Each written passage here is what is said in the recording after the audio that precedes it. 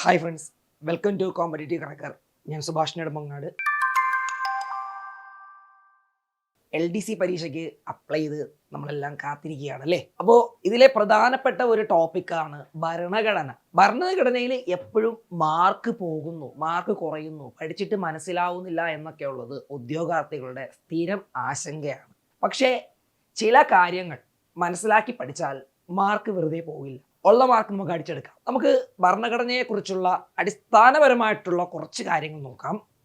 Indian ഭരണഘടനാ നിർമ്മാണ സഭ, ദെൻ ഇന്ത്യൻ ഭരണഘടനയുടെ രൂപീകരണം. ഈ രണ്ട് കാര്യങ്ങൾ നമുക്ക് ഒന്ന് നോക്കാം. നമുക്ക് ആദ്യം നോക്കേണ്ടത്, ഇന്ത്യക്ക് ഒരു വലിയ ഭരണഘടനയുണ്ട്. ലോകത്തുള്ളതിൽ വെച്ച് വളരെ ബൃഹത്തായ ഒരു ലിഖിത ഭരണഘടനയാണ് ഇന്ത്യൻ ഭരണഘടന എന്ന് പറയുന്നത്. ഭരണഘടന പ്രധാനമായിട്ടും രണ്ട് തരത്തിലാണുള്ളത്. ലിഖിത ഭരണഘടനയുണ്ട്, അലിഖിത ഭരണഘടനയുണ്ട്. അപ്പോൾ ലോകത്തുള്ളതിൽ വെച്ച് തന്നെ വളരെ വലിയ ബൃഹത്തായിട്ടുള്ള ലിഖിത ഭരണഘടനയുള്ളൊരു രാജ്യമാണ് ഇന്ത്യ എന്ന് പറയുന്നത്. അപ്പോൾ ഈ ഭരണഘടന ഉണ്ടായത് എങ്ങനെ, ഇതുണ്ടാവാനുള്ള സാഹചര്യം എന്താണ്, ഇതെല്ലാം നമ്മൾ അറിഞ്ഞിരിക്കണം. അതായത് 1934 ഇന്ത്യക്കായി ഒരു സ്വതന്ത്ര ഭരണഘടനാ അസംബ്ലി എന്ന ആശയം മുന്നോട്ട് വെച്ചത് MN റോയ് ആയിരുന്നു. മനസ്സിലാക്കുക. അതായത് ഇന്ത്യൻ ഭരണഘടന തയ്യാറാക്കുവാനായിട്ടൊരു ഭരണഘടന നിർമ്മാണ സഭ വേണം എന്ന ആശയം ആദ്യമായിട്ട് മുന്നോട്ട് വെച്ച വ്യക്തിയായിരുന്നു MN റോയ് എന്ന് പറയുന്നത് 1934. ആരായിരുന്നു ഈ MN റോയ്? അദ്ദേഹത്തിൻ്റെ യഥാർത്ഥ നാമം നരേന്ദ്രനാഥ ഭട്ടാചാര്യ.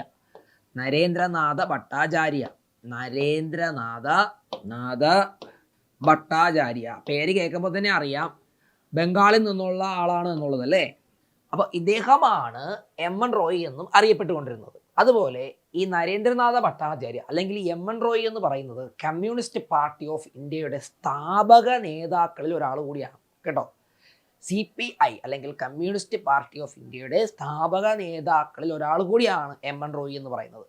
അദ്ദേഹമാണ് ഇന്ത്യക്ക് സ്വതന്ത്രമായിട്ട് ഒരു ഭരണഘടന വേണം, അതിനായി ഒരു ഭരണഘടന നിർമ്മാണ സഭ വേണം എന്നുള്ള ആശയം ആദ്യമായിട്ട് മുന്നോട്ട് വെച്ചത്.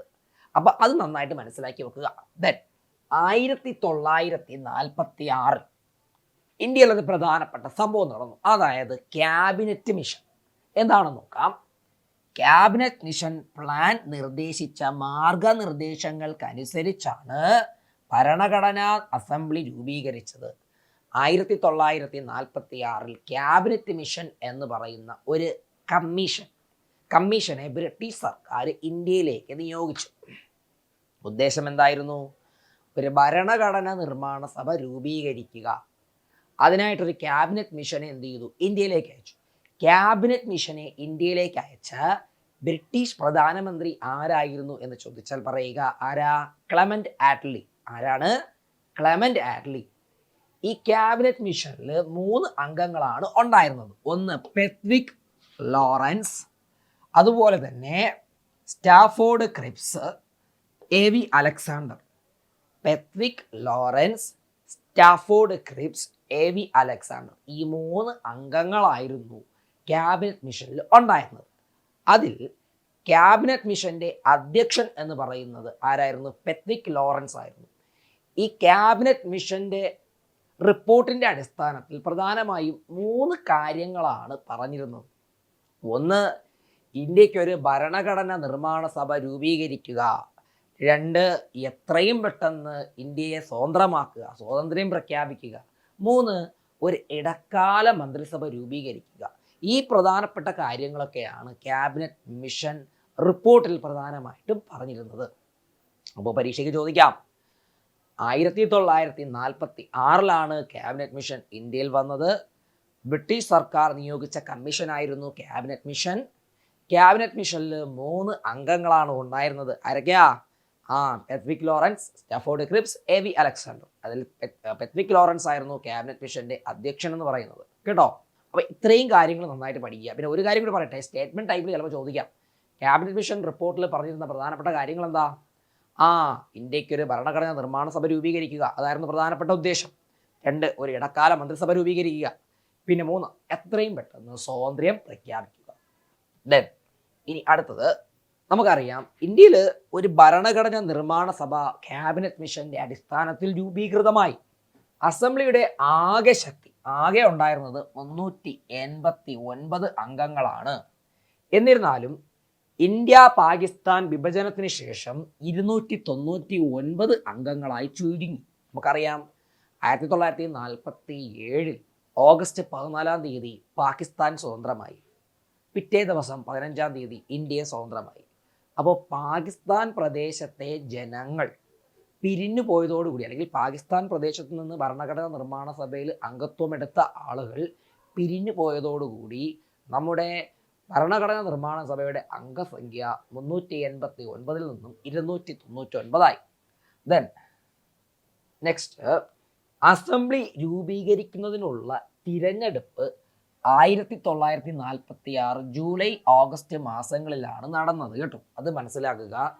ഭരണഘടനാ നിർമ്മാണ സഭ രൂപീകരിക്കുന്നതിനായുള്ള അല്ലെങ്കിൽ കോൺസ്റ്റിറ്റ്യൂവന്റ് അസംബ്ലി രൂപീകരിക്കുന്നതിന് വേണ്ടിയിട്ടുള്ള തിരഞ്ഞെടുപ്പ് നടന്നത് 1946 ജൂലൈ ഓഗസ്റ്റ് മാസങ്ങളിലായിരുന്നു. 1946 നവംബറിൽ ആ ഒരു പ്രക്രിയ പൂർത്തിയായി. 1946 ഡിസംബർ 9 നടന്ന ആദ്യ സമ്മേളനത്തിൽ 211 പേരാണ് എന്ത് ചെയ്തത്, പങ്കെടുത്തത് എന്ന് ചെയ്യുക, മനസ്സിലാക്കുക കേട്ടോ. അപ്പോൾ ഭരണഘടനാ നിർമ്മാണ സഭ രൂപീകരിക്കുന്നതിനായുള്ള തിരഞ്ഞെടുപ്പ് 1946 ജൂലൈ ആഗസ്റ്റ് മാസങ്ങളിലാണ് നടന്നത്. 1946 നവംബറിൽ അതിൻ്റെ ആ പ്രോസസ്സുകൾ പ്രക്രിയയെല്ലാം പൂർത്തിയായി. 1946 ഡിസംബർ 9 ആയിരുന്നു പാർലമെന്റ് മന്ദിരത്തിലെ സെൻട്രൽ ഹാളിൽ വെച്ച് ആദ്യത്തെ ഭരണഘടനാ നിർമ്മാണ സഭയുടെ സമ്മേളനം അരങ്ങേറിയത്. 211 അംഗങ്ങളാണ് ഇതിൽ പങ്കെടുത്തത് എന്ന് ചെയ്യുക, മനസ്സിലാക്കുക. ദെൻ ഡോക്ടർ സച്ചിദാനന്ദ സിൻഹ, ഇതൊരു പ്രധാനപ്പെട്ട പോയിന്റാണ്. സച്ചിദാനന്ദ സിൻഹ ഫ്രഞ്ച് സമ്പ്രദായം പിന്തുടർന്ന് നിയമസഭയുടെ താൽക്കാലിക പ്രസിഡന്റായി. ഇതൊരു വെറൈറ്റി ചോദ്യമാണ് കേട്ടോ, അങ്ങനെ നമ്മൾ കണ്ടിട്ടില്ല. ഡോക്ടർ സച്ചിദാനന്ദ സിൻഹ ആയിരുന്നു ഭരണഘടനാ നിർമ്മാണ സഭയുടെ ആദ്യത്തെ അധ്യക്ഷൻ. അദ്ദേഹം താൽക്കാലിക അധ്യക്ഷനായിരുന്നു, സ്ഥിരാധ്യക്ഷനല്ലായിരുന്നു. സച്ചിദാനന്ദ സിൻഹ ഫ്രഞ്ച് സമ്പ്രദായം പിന്തുടർന്ന്, എന്ത് സമ്പ്രദായം പിന്തുടർന്നാണ് എന്ന് ചോദിച്ചാൽ പറയുക, ഫ്രഞ്ച് സമ്പ്രദായം പിന്തുടർന്ന് ഭരണഘടനാ നിർമ്മാണ സഭയുടെ താൽക്കാലിക പ്രസിഡന്റായി. നല്ലൊരു ചോദ്യമാണ് കേട്ടോ. ചിലപ്പോൾ ബ്രിട്ടീഷ് സമ്പ്രദായം ഓപ്ഷനിലുണ്ടാവാം, അമേരിക്കൻ സമ്പ്രദായം ഉണ്ടാവാം. ഫ്രഞ്ച് സമ്പ്രദായമാണ് കറക്റ്റ് ആൻസർ എന്ന് പറയുന്നത് കേട്ടോ. ഫ്രഞ്ച് സമ്പ്രദായം പിന്തുടർന്നാണ് അദ്ദേഹം ഭരണഘടനാ നിർമ്മാണ സഭയുടെ ആദ്യത്തെ താൽക്കാലിക അധ്യക്ഷനായത് അല്ലെങ്കിൽ ചെയർമാനായത്. 1946 December 11 doctor Rajendra Prasad, HC Mukherjee എന്നിവരെ യഥാക്രമം പ്രസിഡന്റായും വൈസ് പ്രസിഡന്റായും തിരഞ്ഞെടുത്തു. അപ്പോൾ 1946 ഡിസംബർ 11 ആ ഡേറ്റൊക്കെ നല്ല രീതിയിൽ ഓർത്ത് വെച്ചിരിക്കുക കേട്ടോ. ഡോക്ടർ രാജേന്ദ്ര പ്രസാദ് ഭരണഘടനാ നിർമ്മാണ സഭയുടെ സ്ഥിരം അധ്യക്ഷനായിട്ടും HC മുഖർജി ഉപാധ്യക്ഷനായിട്ടും എന്ത് ചെയ്തു, തിരഞ്ഞെടുക്കപ്പെട്ടു എന്ന് എന്ത് ചെയ്യുക, മനസ്സിലാക്കുക. അപ്പോൾ ഈ ഒരു ഡേറ്റ് ഓർത്ത് വെച്ചിരിക്കുക കേട്ടോ. ദെൻ സർ BN റാവു നിയമസഭയുടെ നിർമ്മാണ സഭയുടെ ഭരണഘടനാ ഉപദേഷ്ടാവായി നിയമിക്കപ്പെട്ടു കേട്ടോ. അപ്പോൾ ഭരണഘടന നിർമ്മാണ സഭയുടെ ചീഫ് അഡ്വൈസർ അല്ലെങ്കിൽ മുഖ്യ ഉപദേഷ്ടാവ് ആരായിരുന്നു എന്ന് ചോദിച്ചാൽ പറയുക, sir BN Rao. Sir BN Rao. അപ്പോൾ ഇതൊന്നും മാറിപ്പോകരുത്, കാരണം മുഖർജി, BN റാവു, കൃപലാനി, കുറേ പേരുകൾ നമ്മൾ ഇങ്ങനെ പഠിക്കും. ഇങ്ങനെ കുറേ പേരുകൾ പഠിക്കുമ്പോൾ ചിലപ്പോൾ നമുക്ക് പലതും വിട്ടുപോകാൻ സാധ്യതയുണ്ട്. അതുകൊണ്ടാണ് ഞാൻ പറഞ്ഞത് നമ്മുടെ ഭരണഘടനാ നിർമ്മാണ സഭയുടെ മുഖ്യ ഉപദേഷ്ടാവായി തിരഞ്ഞെടുക്കപ്പെട്ടത് BN റാവു ആണ് എന്നെന്ത് ചെയ്യുക, മനസ്സിലാക്കുക. ദെൻ ഇനി നമുക്ക് പഠിക്കേണ്ടത് 1946 ഡിസംബർ 13 ജവഹർലാൽ നെഹ്റു എന്ത് ചെയ്തു, ലക്ഷ്യപ്രമേയം അവതരിപ്പിച്ചു. ഈ ലക്ഷ്യപ്രമേയത്തിനെ നമുക്ക് ഒബ്ജക്റ്റീവ് റെസൊല്യൂഷൻ എന്ന് പറയാം. Objective resolution. ഈ ലക്ഷ്യപ്രമേയമാണ് പിന്നീട് ഭരണഘടനയുടെ ആമുഖം അല്ലെങ്കിൽ പ്രിയാമ്പിളായി മാറിയത് കേട്ടോ. ആമുഖം അല്ലെങ്കിൽ പ്രിയാമ്പിളായി മാറിയത് മനസ്സിലാക്കുക. 1946 ഡിസംബർ മാസം 13 ഭരണഘടന നിർമ്മാണ സഭയിൽ ജവഹർലാൽ നെഹ്റു അവതരിപ്പിച്ച ലക്ഷ്യപ്രമേയം അല്ലെങ്കിൽ ഒബ്ജക്റ്റീവ് റെസൊല്യൂഷനാണ് എന്ത് ചെയ്തത്, പിന്നീട് എന്തായി മാറിയത്, ഇന്ത്യൻ ഭരണഘടനയുടെ ഹൃദയവും ആത്മാവും അല്ലെങ്കിൽ ഹൃദയവും താക്കോലും എന്നൊക്കെ അറിയപ്പെട്ട ആമുഖമായി മാറിയത് അല്ലെങ്കിൽ പ്രിയാമ്പിൾ ആയി മാറിയത് എന്നെന്ത് ചെയ്യാം മനസ്സിലാക്കുക. 1947 ജനുവരി 22 പ്രമേയം ഏകകണ്ഠമായി അംഗീകരിച്ചു. ഈ ഡേറ്റ് ഓർത്ത് വെച്ചേക്കണേ. 1947 ജനുവരി 22 ഈ പ്രമേയം എന്ത് ചെയ്തു? ഏകകണ്ഠമായിട്ട് അംഗീകരിച്ചു. ഓക്കെ. 1949 മെയ് മാസത്തിൽ കോമൺവെൽത്തിൽ ഇന്ത്യയുടെ അംഗത്വം ഭരണഘടനാ അസംബ്ലി അംഗീകരിച്ചു. ഇത് ശ്രദ്ധിക്കേണ്ട ഒരു പോയിന്റാണ് കേട്ടോ. 1949 മെയ് മാസത്തിൽ കോമൺവെൽത്തിൽ ഇന്ത്യയുടെ അംഗത്വം ഭരണഘടനാ അസംബ്ലി അംഗീകരിച്ചു. എന്താണ് ഈ കോമൺവെൽത്ത് രാജ്യങ്ങൾ എന്ന് പറയുന്നത്? കോമൺവെൽത്ത് രാജ്യങ്ങൾ എന്ന് പറഞ്ഞാൽ ഒരിക്കൽ ബ്രിട്ടന്റെ കോളനി ആയിരുന്ന രാജ്യങ്ങളെയാണ് കോമൺവെൽത്ത് രാജ്യങ്ങൾ എന്ന് പറയുന്നത്. ഇന്ത്യ ഒരു കോമൺവെൽത്ത് രാജ്യമാണ് കേട്ടോ. അപ്പോൾ മുമ്പൊരിക്കൽ ബ്രിട്ടന്റെ കോളനി ആയിരുന്ന അല്ലെങ്കിൽ ബ്രിട്ടീഷുകാർ ഭരണം നടത്തിയിരുന്ന പ്രദേശങ്ങളെ കോമൺവെൽത്ത് രാജ്യങ്ങളെന്ന് പറയാം. 1949 മെയ് മാസത്തിൽ കോമൺവെൽത്തിൽ ഇന്ത്യയുടെ അംഗത്വം ഭരണഘടനാ അസംബ്ലി അംഗീകരിച്ചു. കൂടാതെ 1950 ജനുവരി 24 ദേശീയ ഗാനവും ദേശീയ ഗീതവും എന്ത് ചെയ്തു? അംഗീകരിച്ചു. 1950 ജനുവരി 24 ഇന്ത്യയുടെ ദേശീയ ഗാനം അംഗീകരിച്ചത് എന്ത് ചെയ്യുക മനസ്സിലാക്കുക. 1947 ജൂലൈ 22 ദേശീയ പതാകയെ അംഗീകരിച്ചു. ഇന്ത്യൻ ദേശീയ പതാകയായ ത്രിവർണ്ണ പതാക അംഗീകരിച്ചു. ഇന്ത്യൻ ദേശീയ പതാക ഡിസൈൻ ചെയ്തത് അല്ലെങ്കിൽ രൂപകൽപ്പന ചെയ്തത് ആരായിരുന്നു എന്ന് ചോദിച്ചാൽ പറയുക പിംഗലി വെങ്കയ്യ. ആന്ധ്രാപ്രദേശ് സ്വദേശിയായ പിംഗലി വെങ്കയ്യയാണ് ഇന്ത്യയുടെ ദേശീയ പതാക ഡിസൈൻ ചെയ്തത് എന്ന് ചെയ്യുക അല്ലെങ്കിൽ രൂപകൽപ്പന ചെയ്തത് എന്ന് മനസ്സിലാക്കുക. അസംബ്ലി 11 സെഷനുകളിൽ യോഗം ചേർന്നു അവസാന കരട് തയ്യാറാക്കാൻ. അപ്പം ഇങ്ങനൊരു ചോദ്യം വരും. ഭരണഘടന എഴുതി ഉണ്ടാക്കാൻ അല്ലെങ്കിൽ ഭരണഘടന തയ്യാറാക്കാൻ ഭരണഘടന നിർമ്മാണ സഭയ്ക്ക് വേണ്ടി വന്ന സമയം എത്രയാണ്? 2 വർഷം 11 മാസം 18 ദിവസം. 2 വർഷം 11 മാസം 18 ദിവസം എടുത്താണ് ഇന്ത്യൻ ഭരണഘടന നിർമ്മാണ സഭ നമ്മുടെ ബൃഹത്തായ ഏറ്റവും വലിയ ലിഖിത ഭരണഘടനയായ ഇന്ത്യൻ ഭരണഘടന തയ്യാറാക്കിയത്. ഇന്ത്യൻ ഭരണഘടനയുടെ പിതാവ് ആരാണ് എന്ന് ചോദിച്ചാൽ പറയുക ഡോക്ടർ ബി ആർ അംബേദ്കർ ഭരണഘടന എഴുതി തയ്യാറാക്കുക എന്നുള്ളതായിരുന്നു അംബേദ്കറിന്റെ പ്രധാനപ്പെട്ട ചുമതല എന്ന് പറയുന്നത്. ഭരണഘടനയുടെ ഡ്രാഫ്റ്റിംഗ് കമ്മിറ്റിയുടെ അധ്യക്ഷനായിരുന്നു ഡോക്ടർ ബി ആർ അംബേദ്കർ എന്ന് പറയുന്നത് കേട്ടോ. മനസ്സിലാക്കുക. അതായത് ഭരണഘടനയുടെ കരട് രൂപം തയ്യാറാക്കുക എന്നുള്ളതായിരുന്നു ഡ്രാഫ്റ്റിംഗ് കമ്മിറ്റിയുടെ പ്രധാനപ്പെട്ട ഉദ്ദേശം.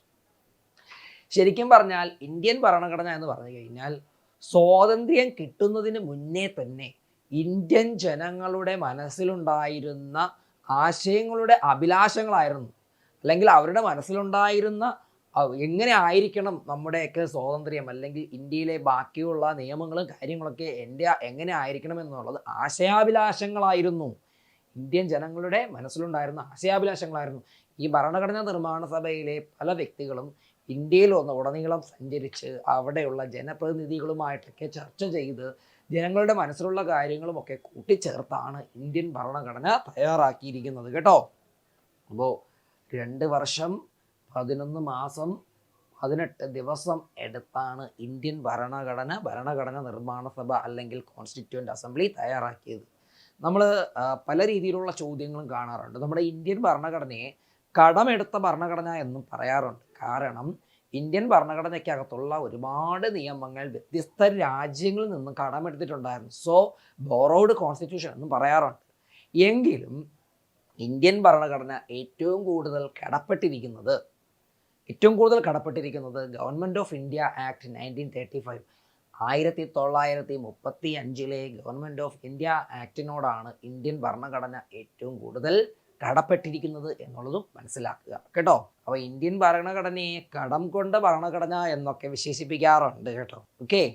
അപ്പോൾ ഇത്രയും കാര്യങ്ങൾ ഒരു PSC പഠിച്ചു തുടങ്ങുന്ന ഉദ്യോഗാർത്ഥി നിർബന്ധമായിട്ടും അറിഞ്ഞിരിക്കണം. ഭരണഘടനയെ ചുറ്റിപ്പറ്റി ഒരുപാട് ചോദ്യങ്ങൾ ചോദിക്കാറുണ്ട്. ചിലരൊക്കെ ഭരണഘടന അങ്ങ് ഇഗ്നോർ ചെയ്ത് കളയും. പക്ഷേ അല്പം ശ്രദ്ധിച്ചാൽ നല്ല രീതിയിൽ മാർക്ക് സ്കോർ ചെയ്യാൻ പറ്റും കേട്ടോ. പിന്നെ ഇപ്പോഴത്തെ ഒരു ട്രെൻഡ് അനുസരിച്ച് സ്റ്റേറ്റ്മെൻറ്റ് ടൈപ്പിലുള്ള ചോദ്യങ്ങൾ വരുമ്പോൾ നമ്മൾ കുറേ കാര്യങ്ങൾ വായിച്ച് മനസ്സിലാക്കി വെച്ചിരിക്കണം.